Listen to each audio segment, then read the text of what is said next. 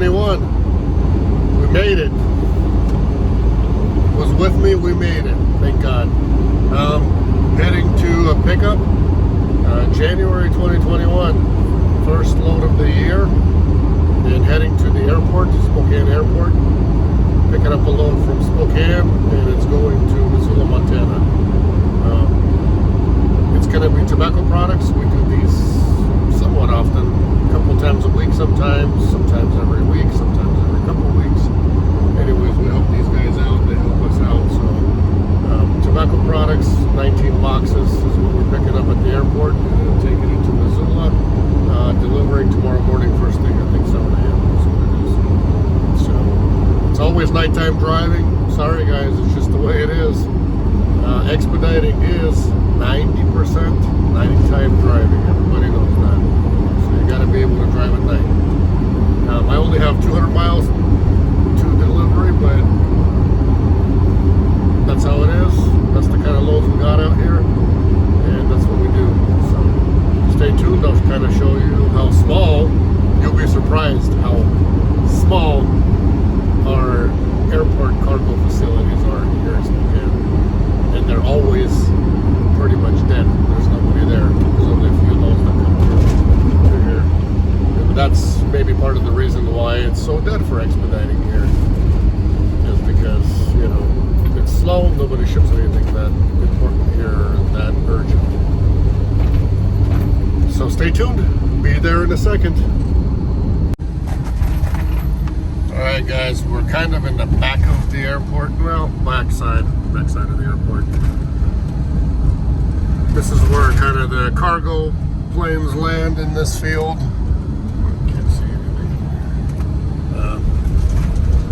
It's really tiny here.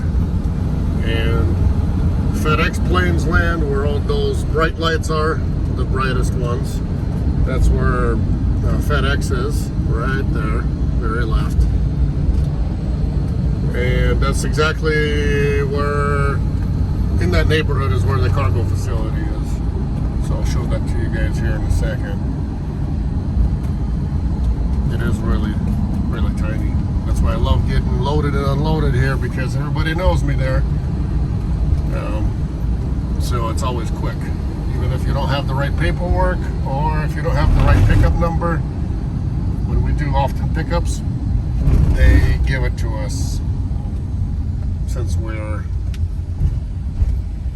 known to pick up over there all the time. So I'll show you guys the little place here in a second.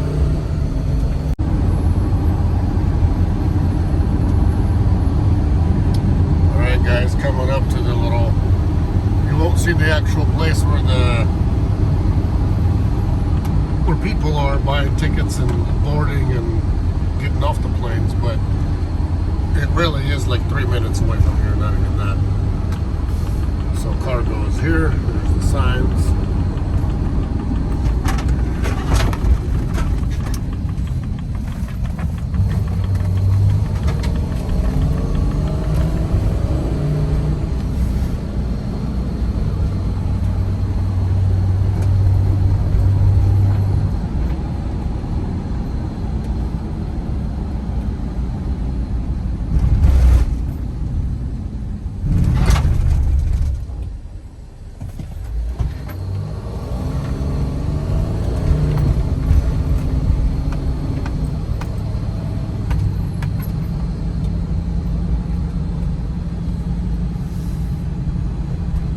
I know they don't allow us to film anything here.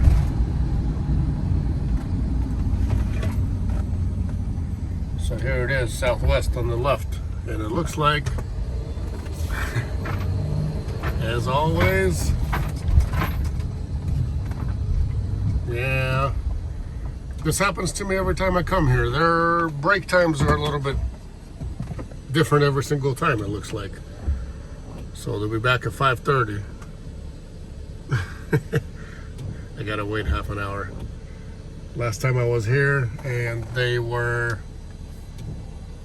taking their break at 6 o'clock, so 5:30 is what it is, I guess. All right, we'll see what happens.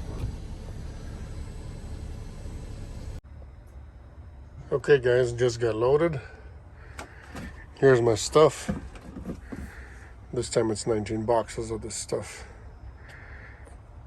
It is some kind of tobacco products, chew, or not sure what it is, but this is what we haul.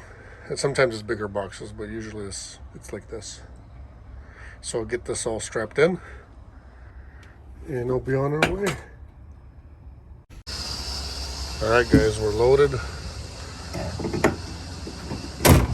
Closing the doors and heading out.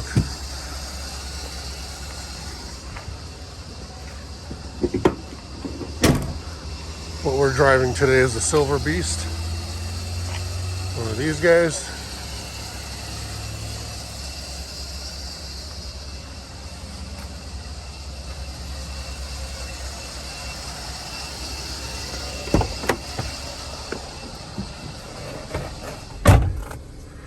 And that's it. That's our tiny little cargo facility.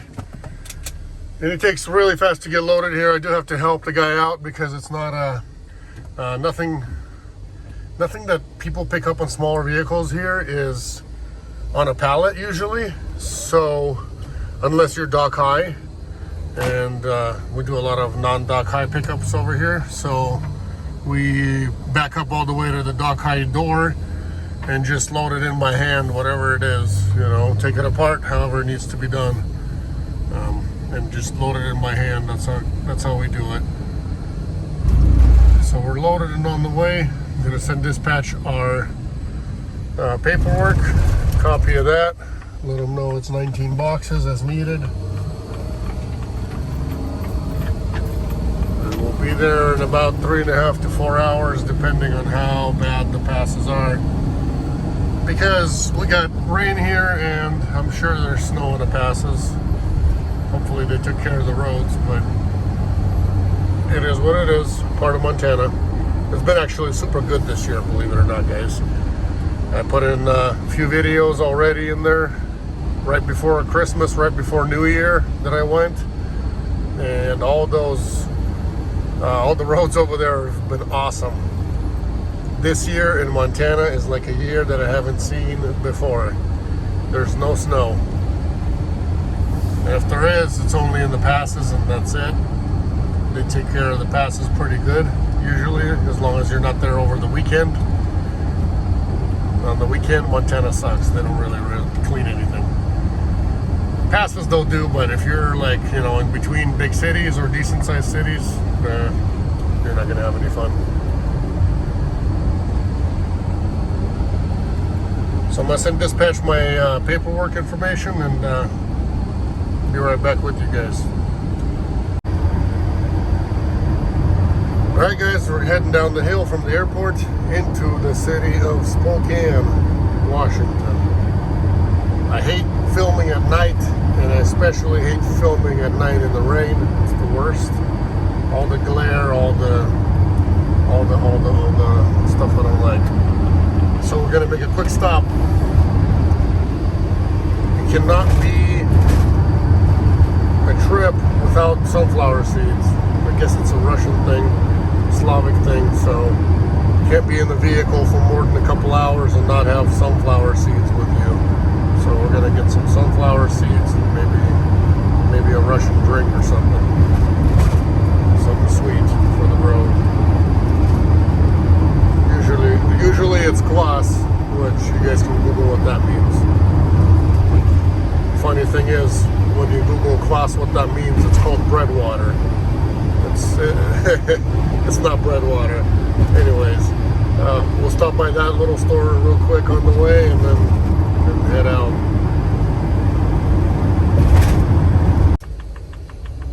Alright guys, we're at the Russian store. I call it the Russian store, but it's not a Russian store technically. It's a Kiev market, which is a Ukrainian city, but to me it's a Russian store.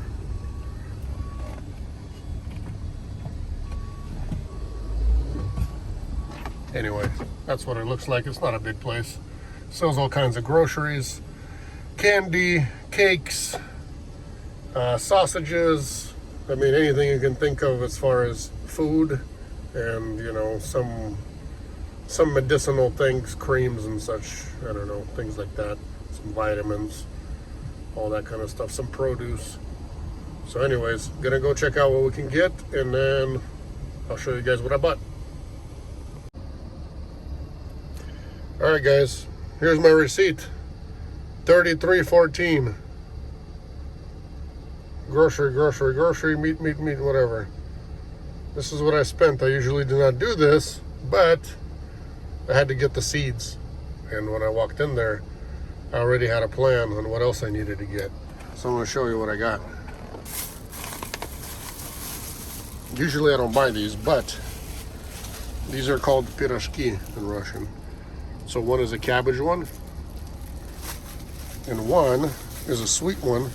They put it in here all together. This one has got cheese inside of it. It's a sweet one, this one. So that was like $1.79 for one of them, and then 79 cents for the other one. Here it comes for the time for the Russian drink show. Got this.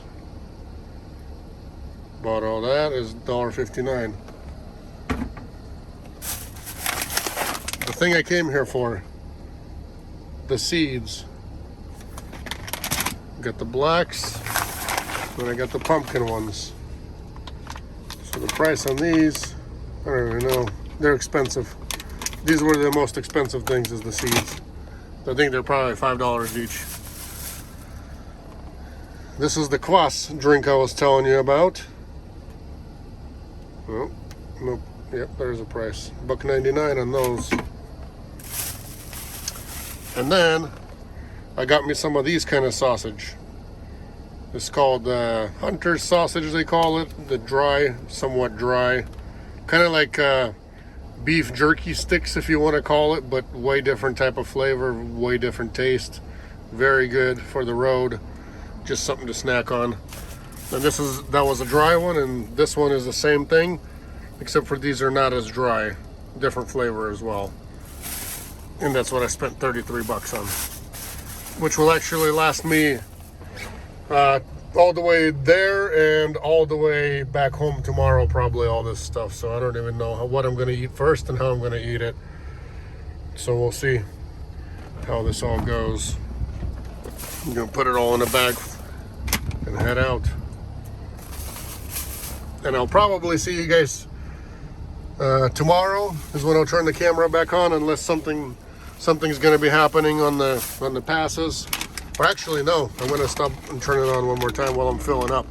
I'm going to show you guys how much diesel costs in this neck of the woods. But we are going to be filling up at the state line, Maverick. State line on the border of Spokane, or on the border of Washington and Idaho. This is what it will be. That's the cheapest fuel around here in the whole state of Washington, as far as what I know. And it's even cheaper there than in Montana. So we're gonna head out. I'll talk to you guys in a bit. All right, guys, check out these prices. $1.99 for regular gas, $2.34 diesel. And this is on the border of Washington and Idaho. Maverick, cheapest gas station in this area. Cheapest gas station I know in pure Washington. I guess this is still, maybe that's why, is because this is considered Idaho already. I mean, it is on the exit 0, but it is just right on the border here, so it isn't in Idaho, technically. But we'll go fill it up. There's the prices again. Oh, can't see on the camera. Anyways, cheap. If you're passing into Idaho from Washington, fill up here. All right, everybody, we are full. Even though I had a little bit less than half a tank, I still like to fill up over here, just because there's big savings. Really, I mean, if you're looking at a tank of gas, you're looking at a meal that you save on here, or save for a meal if you fill up cheaper. So finally heading out. We'll see what kind of snow or what kind of weather we're going to be seeing up in the pass. Not sure what it's going to bring us, but we're ready. We got our chains with us.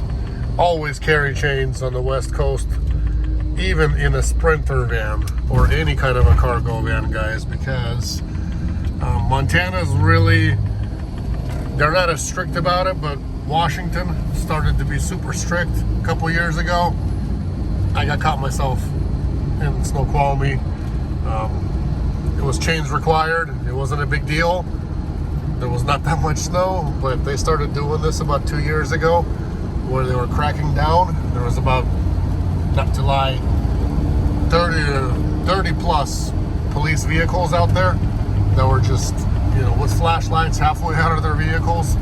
Everybody's driving like 5 miles an hour, 10 miles an hour, and they were sitting on the side of the road trying to find somebody to catch, and they caught me. I was trying to hide behind a semi. I was being slow. I was not stuck, and got caught. So if you're not all-wheel drive, then Snoqualmie Pass, every time they have snow there now, a lot of times they're going to require either all-wheel drive or chains. Even on cars, doesn't matter what. Even if you're in little cars, and every little car had to stop and put on chains as well. That's the thing out there. So I do carry chains with me all the time now. You never know really where your delivery is going to be, and so on and so forth. So you'll most likely get in the snow. I mean, it could be a residential delivery, it could be a parking lot that, you know, has got some hills or whatever. You might be backing into a dock and then having a hard time getting out if you don't have at least one chain. So it's happened to me before where I had to put on one chain on one tire in the rear because it's rear wheel drive to get out. So FYI, you know, if you're in the West Coast, even if you're in the tiny little vehicles like a cargo van, you still have to have chains with you, especially in Snoqualmie Pass. I've been through Lookout this winter maybe 10 times already. This past winter, going again this year now, or 2021 in January. So never had to put them on over there. And the trucks did have to put them on every single time I was coming through there. So commercial vehicles did have to put them on, but this is not considered a commercial vehicle, so didn't have to. Alright guys, doing videos in the dark sucks. Not gonna do them unless I see something, or unless, you know, we run across something that needs to be recorded. Otherwise, it'll be morning time.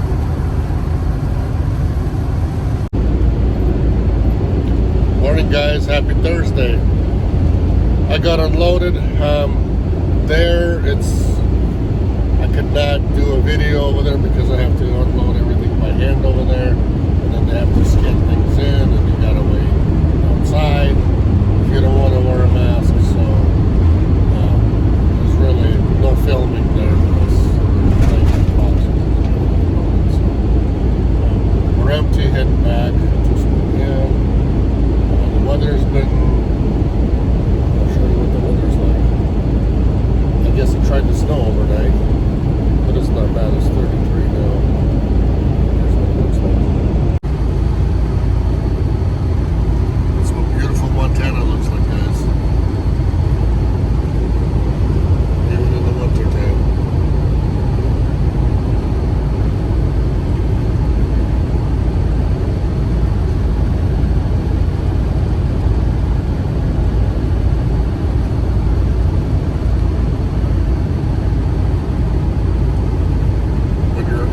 View changes every second, it never gets boring, even if you travel to the place, you know, once a week, twice a week, more than that. It just doesn't get boring for some